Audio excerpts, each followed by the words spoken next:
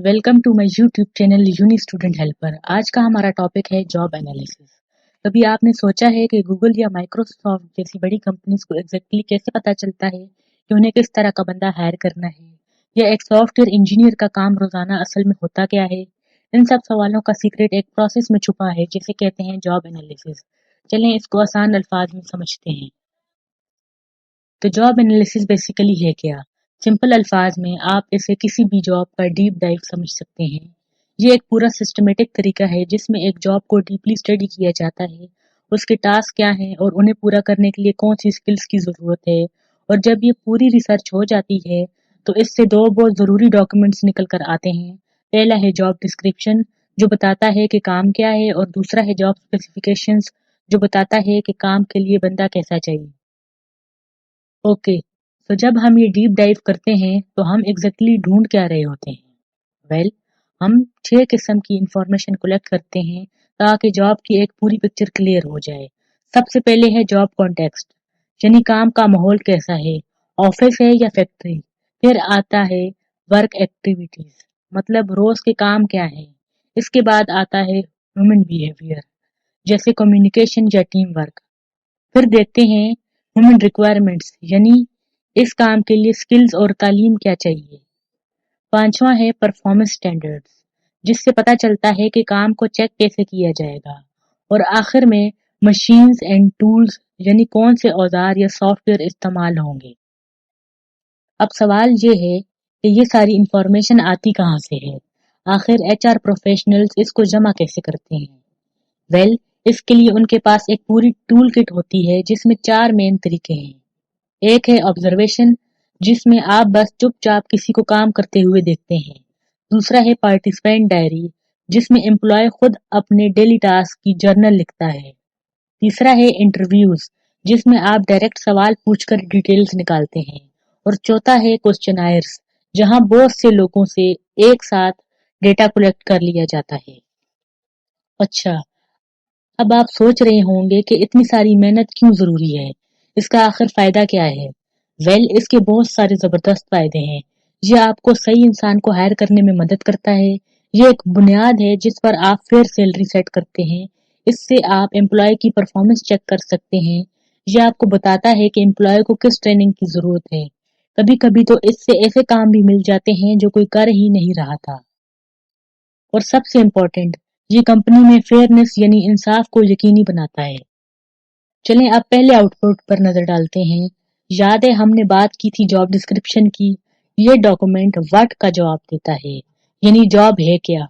इसमें सब कुछ लिखा होता है, जॉब टाइटल से लेकर उसकी सारी रिस्पॉन्सिबिलिटीज तक। साथ में पे, काम के घंटे, कौन सी स्किल्स जरूरी हैं और वर्क एनवायरनमेंट कैसा होगा, ये सब डिटेल्स इसमें शामिल होती हैं।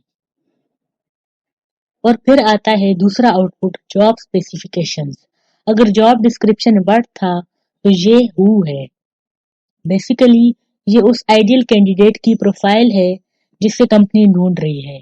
इसमें लिखा होता है कि उसकी एजुकेशन कितनी होनी चाहिए, उसके पास एक्सपीरियंस कितना जरूरी है, क्या कोई स्पेशल स्किल्स जैसे कोडिंग या पब्लिक स्पीकिंग चाहिए, और यहाँ तक के पर्सनल क्वालिटीज भी, जैसे कि वो क्रिएटिव हो या एक अच्छा टीम प्लेयर। अच्छा, थोड़ा सा वापस चलते हैं डेटा कलेक्शन मेथड्स पर। याद है हमने क्वेश्चनर्स की बात की थी। वेल, उनकी दो मेन टाइप्स होती हैं। एक होता है जर्नल क्वेश्चनर, जो आम और सीधा साधा होता है।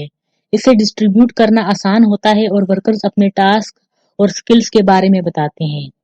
फिर आता है एक स्पेशलिस्ट, जिसे कहते हैं पोजीशन एनालिसिस क्वेश्चनर या PAQ। ये बहुत डिटेल्ड होता है और जॉब के हर पहलू को कवर करता है। परफेक्ट कैंडिडेट ढूंढने के लिए ये एक पावरफुल टूल है। एक और बेहतरीन मेथड है पार्टिसिपेंट डायरी। इसका प्रोसेस बहुत सिंपल है। वर्कर अपना काम करता है, उसके बारे में जर्नल में लिखता है और ये भी नोट करता है कि उस काम में कितना टाइम लगा। इस तरीके से आपको जॉब की एक ऐसी होल पिक्चर मिलती है जो वर्कर की अपनी नजर से देखी गई होती है, बिल्कुल फर्स्ट हैंड इंफॉर्मेशन। इंटरव्यूज बहुत पॉपुलर हैं, लेकिन इसके अपने फायदे और नुकसान हैं। प्लस पॉइंट ये है कि आपको डिटेल्ड जवाब मिलते हैं, ورکر اپنے الفاظ میں چیزیں سمجھتا ہے اور آپ آن دی اسپاٹ اپنے سوال بدل بھی سکتے ہیں.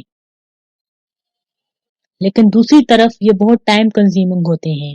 کچھ ورکرز شائع یا نروس ہو کر ٹھیک سے جواب نہیں دے پاتے اور یہ پروسیس مہنگا بھی پڑ سکتا ہے. اسی سے ملتا جلتا ایک اور امپورٹنٹ کانسیپٹ ہے جسے کہتے ہیں SOC یعنی اسٹینڈرڈ آکوپیشنل کلاسیفیکیشن. آپ اسے جابس کا ایک آفیشیل فائلنگ سسٹم سمجھ سکتے ہیں جس میں جابس کو کیٹیگرائز کیا جاتا ہے.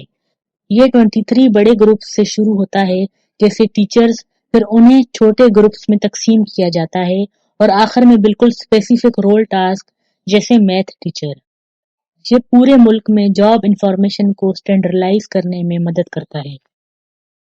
جاب کو اینالائز کرنے کے بعد کمپنیز اسے بہتر بنانے کے لیے بدل بھی سکتی ہیں. یہاں دو انٹرسٹنگ کانسیپٹس ہیں، جاب انلارجمنٹ اور جاب انریچمنٹ. دیکھیے، جاب انلارجمنٹ کا مطلب ہے کہ آپ کے کام میں اسی لیول کے اور ٹاسک ایڈ کر دیے جائیں. یہ ایک ہاریزونٹل یعنی فلیٹ چینج ہے. جبکہ جاب انریچمنٹ میں آپ کو زیادہ رسپانسبلٹی اور چیلنجنگ کام دیا جاتا ہے جس میں ڈیسیجن میکنگ کی پاور بھی شامل ہو سکتی ہے. یہ ایک ورٹیکل یعنی اپ ورڈ چینج ہے. اور آخر میں ہے جاب روٹیشن. اس میں ایک امپلائی کو کمپنی کے اندر ہی الگ الگ جابس پر موو کیا جاتا ہے، جیسے جاب A سے جاب B، پھر جاب C، اور اسی طرح چلتا رہتا ہے یہ پروسیس. اس کا مین مقصد یہ ہے کہ امپلائی نئے اسکل سیکھے، کمپنی کے دوسرے ڈپارٹمنٹس کو سمجھے اور اس سے پوری کمپنی میں ٹیم ورک بھی بہتر ہوتا ہے. یہ سب کے لیے ایک ون ون سچویشن ہے. اگر لیکچر سمجھ آیا ہے تو ویڈیو کو لائک کریں اور چینل کو سبسکرائب کر کے بیل آئیکن پریس کریں. ملتے ہیں اپنی نیکسٹ ویڈیو میں.